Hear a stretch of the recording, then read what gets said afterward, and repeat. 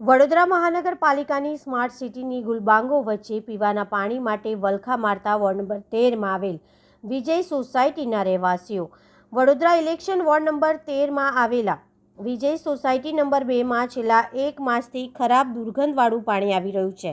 જેને લઈને સ્થાનિકો દ્વારા અનેક વખત રજૂઆત કરવામાં આવી છે। ધારાસભ્યને રજૂઆત કરવામાં આવતા તેમના પાસે પણ કોઈ સહયોગ મળ્યો ન હતો તથા સ્થાનિકોએ આક્ષેપ કર્યો હતો કે ધારાસભ્યને જ્યાં આ જાણ કરવામાં આવી ત્યારે તેઓએ આ વિસ્તાર ક્યાં છે તે જ ખબર ન હતો। પહેલાં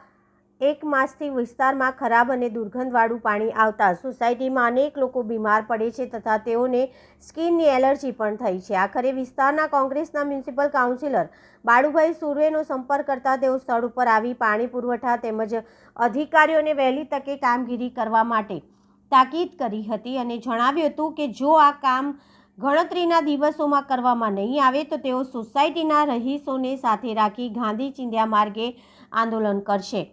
નોંધણી આ બાબત છે કે તાજેતરમાં જ બજેટમાં તમામ પ્રકારના પ્રજા સુખાકારી માટે વાતો કરવામાં આવી હતી, જે ફક્ત કાગળ ઉપર રહી હોય તેમ આ કિસ્સામાં દેખાઈ રહ્યું છે।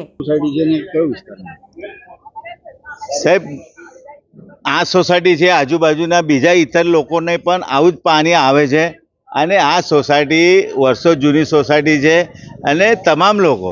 વારંવાર પોતે ભણેલા ગણેલા લોકો વારંવાર પોતે રજૂઆત કરતા હોય અને મહિના સુધી તમે ફરિયાદ સોલ્વ ના કરો, તમામ ગટરો તમે ખોલીને જો બધી છલોછલ ભરેલી હોય તો કઈ લોકો જાય અને મહિના સુધી તમે ગટર ના સાફ કરો ને સ્માર્ટ સિટીની વાતો કરતા હોય। એટલે આ તમામ જે કંઈ કામગીરી હોય અમે કહીએ કે વિસ્તારના અમારા નાગરિકો કહેતા હોય તો તરત એ કામગીરી થવી જોઈએ। એના લીધે અમે કમિશનરશ્રીને ફરીથી રૂબરૂ મળીશું, પત્ર લખીશું ને આંદોલન પણ કરીશું કામગીરી ના થાય તો।